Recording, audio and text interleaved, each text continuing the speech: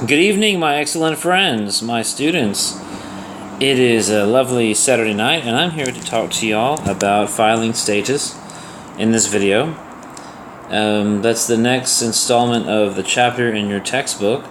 So, if you read through the chapter, most likely you're going to get the same thing I'm talking about. So, I put these videos together basically like if you were in a lecture in a course, the teacher would most likely be lecturing over things that kind of parallel with the order of the text. But I'll give you some of my perspectives if I can add those, if I can add something in addition to what the text offers.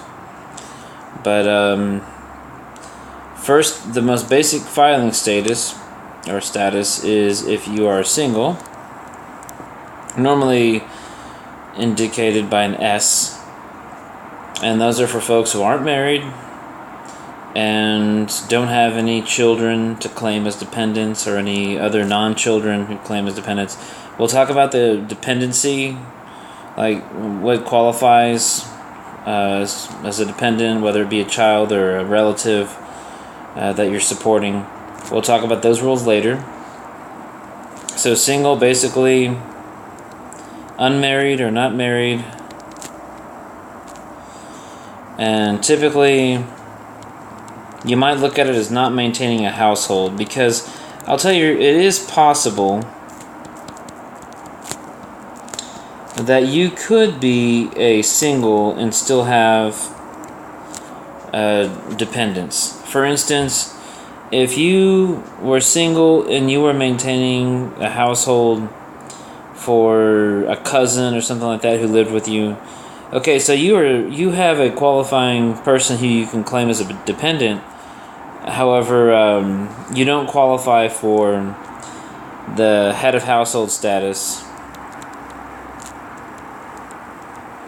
So head of household status is a more favorable filing status for somebody who's not married.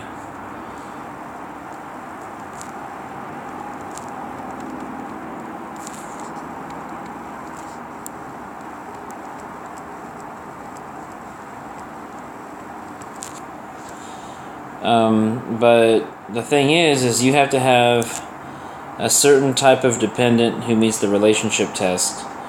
So that's basically what distinguishes between, are you going to file as single or are you going to file as head of household? So we'll talk about head of household again in a minute.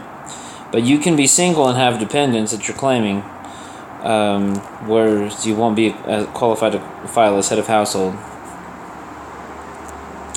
Now, if you're married, you have two choices. Basically, you have married filing jointly, was where you and your spouse file together, and you have married filing separately. Those are your two choices. If you're married filing jointly or married filing separately. They do talk about some exceptions, that if you're legally separated or something like that, you can file as head of household instead of married filing separately. But typically, if you're married, those are your two choices: married filing jointly or married filing separate. Very rarely is it going to be advantageous for anyone to file these married filing separately. I have some friends who now and then ask me, oh, well, what if my wife and I file separate, or my husband and I file separate? Well, I'll just tell you, very rarely does that create an advantageous tax position. So if you're married, most likely you should file jointly. An example of why it's not advantageous is in your book. If you read, if we talked about itemizing briefly in a previous video. So if one spouse itemizes, that means both spouses have to itemize. So even if y'all are separate and filing separately, if one spouse would be better off with the standard deduction, okay, which is a standard amount you get to deduct no matter what. So if you were separated, it would be around $6,000 each. Okay. So if one spouse said, oh, well, I have itemized deductions that I can claim of $7,000, so I'm going to do that because that's more than $6,000. The other spouse might say, well, you know what? I don't have any itemized deductions. I have 0 things that I can claim. Well, it wouldn't matter. If one of the spouses had filed and they itemized, then you would have to file itemizing as well, even if you didn't have anything to deduct. So one spouse could get screwed. So that's one big reason why it's not advantageous to file separately. Another reason is there are certain deductions that get chopped in half, that you don't get to benefit from more than half of the possibility. Like we'll talk about capital losses later. So let's see, if one spouse has $2,000 in capital losses and the other spouse has 0, well, if y'all were joint, y'all would be able to deduct up to $3,000. Okay, but if y'all file separate, y'all have to split that $3,000 into $1,500 each. And so even though together y'all would have $3,000, if one spouse has 0 capital losses to claim and the other spouse has $2,000, well, together y'all be able to benefit from that entire $2,000, but separated, the spouse who has the $2,000 would only get to claim $1,500. So that's another example of how it's not advantageous. So I don't know any examples of where it would be advantageous. You can Google that and probably find something on the internet that says so, but in general, I know it doesn't work. Okay, so moving right along, and I hope we will. My economics professor or teacher in high school used to say that, moving right along, and I hope we will. It's not funny at all. Okay, so let's talk about head of household. We'll abbreviate that HH.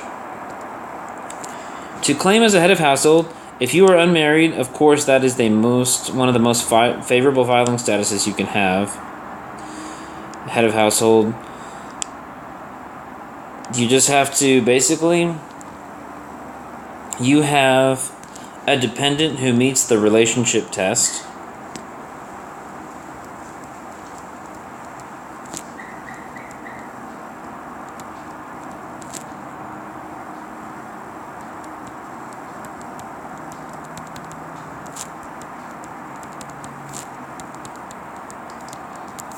Okay, and we will talk about what that means later on when we get into the personal exemption section with qualifying dependents.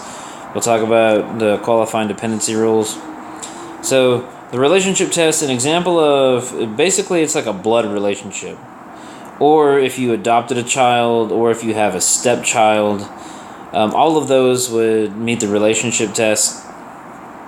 An example of where the relationship test would not be met is if you had a freeloading friend you were supporting.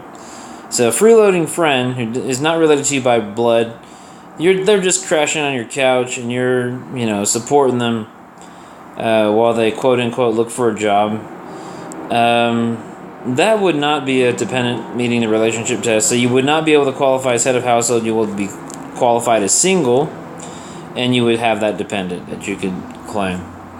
So a relationship test would be like your child, stepchild, maybe a sibling, something like that. Somebody, normally a blood relationship, or something of adoption or step that was created by marriage.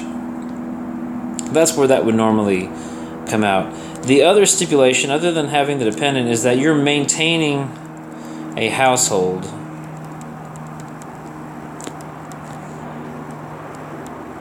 Now, what does that mean?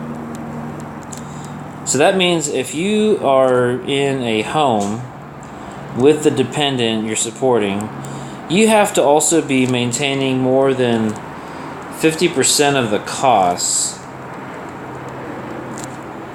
So with whatever income you have at your disposal, whether it's some kind of benefit you're a recipient of, or wages you're earning, or whatever, income from investments, you're spending that money to cover more than 50% of the cost of the household.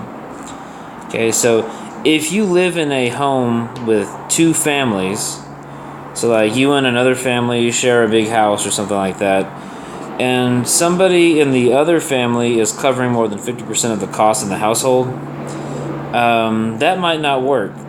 That might not work as head of household status.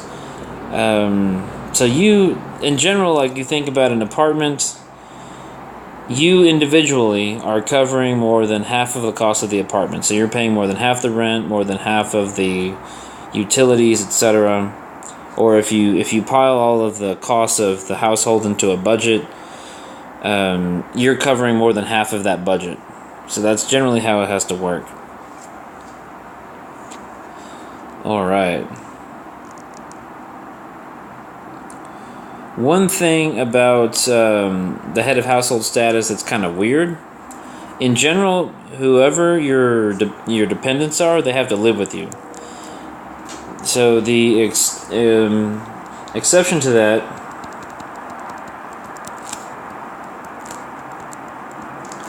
is parents. So if you're maintaining the costs of a parent who doesn't live with you, if you're covering most of their costs, you can claim head of household status even if your parents aren't living with you. But that's the only one. In general, your dependent has to live with you. So just only your parents don't have to live with you. So that's head of household status. And then next, the last one we have is the qualifying widow or qualifying widower. And in your book, they actually have in the title of that section, with a dependent child.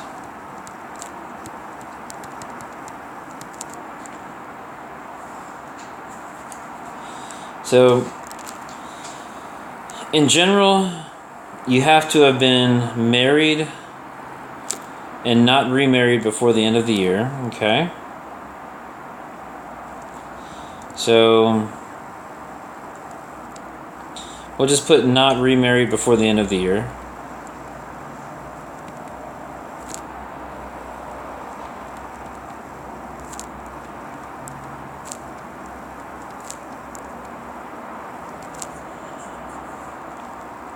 And just to let you know, this is basically if your spouse dies during the year. If y'all were married and if your spouse had survived through the end of the year, y'all would have filed a joint return. Okay, so if your spouse died sometime during the year and you didn't get married again before the end of the year, you would be qualifying widower.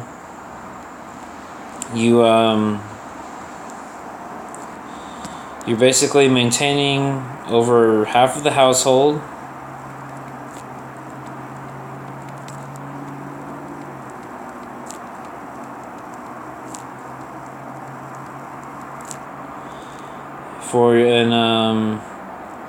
And you have a qualifying child or adopted child.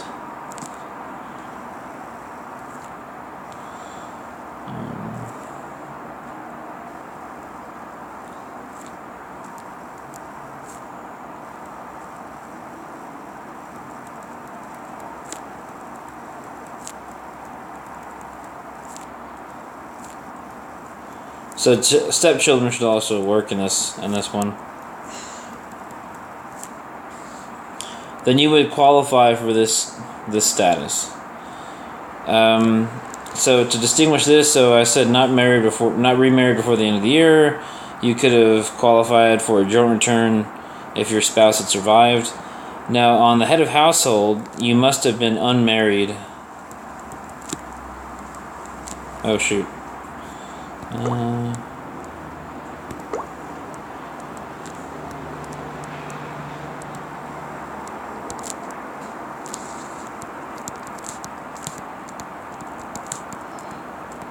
Okay, so for head of household, you must be unmarried at the end of the year.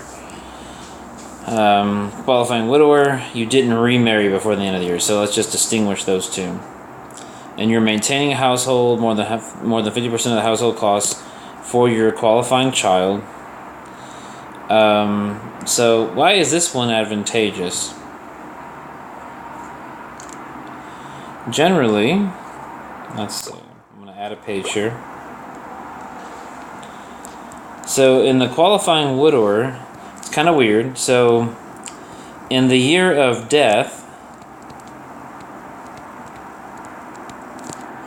you can basically you file jointly, basically.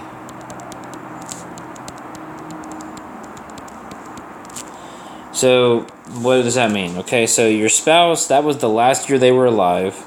So they have to file the last return, or whoever is responsible for administering their affairs, some kind of executor, or the close relative could be their executor. So the executor will file their final individual tax return. If the person who died, the decedent, if they were married, well then they would be on the same return as their surviving spouse. Okay, so the widower would file a joint return with their deceased relative in the year of death. Okay, first year after death, they would file as a qualifying widower.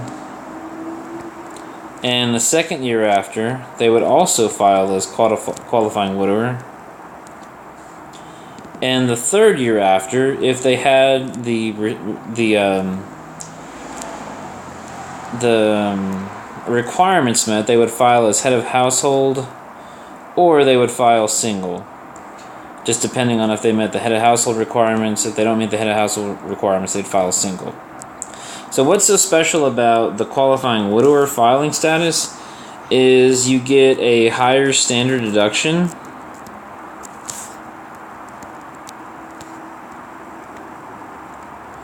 That is the main benefit. So you get a higher standard deduction. It's pretty much the same as if you were married, filing jointly, which is about $12,000. Under their tax reform, it's $24,000. But this book has still got the older rules, which are still relevant for this filing season, and they could be relevant at some point in the future as well, because they've been around for a long time. But you get a higher standard deduction. That's the main benefit of filing as a qualifying widower. Okay, well that was lovely. I believe that we are finished with this section. I just wanted to bring to your attention that in the online resources in Blackboard, I have a link to the 4012. So if you go into Blackboard in the content area, online resources, I have a link to this resource, which you can actually Google for it on, and that it'll bring you to a link to the irs.gov website. But I've already linked it for you. And on page 44, if you wanted something other than the textbook, starting on page 44, they have some flowcharts involving filing status. And you might find those somewhat helpful. They've got footnotes with them. So they've got some stuff about filing status. They've got some interview tips as to what would you ask a client if you were trying to help determine their filing status. And then they've also got some stuff that's specific to the head of household filing status, and a little worksheet that helps you determine if you're covering more than 50% of the costs of keeping up the home. And so that, again, starts on page 44 of that publication. And some of the flowcharts you see in this publication 4012 actually appear in the textbook. So it's actually an excellent resource, and that's it. So we'll talk about personal exemptions and dependent rules in the following chapter.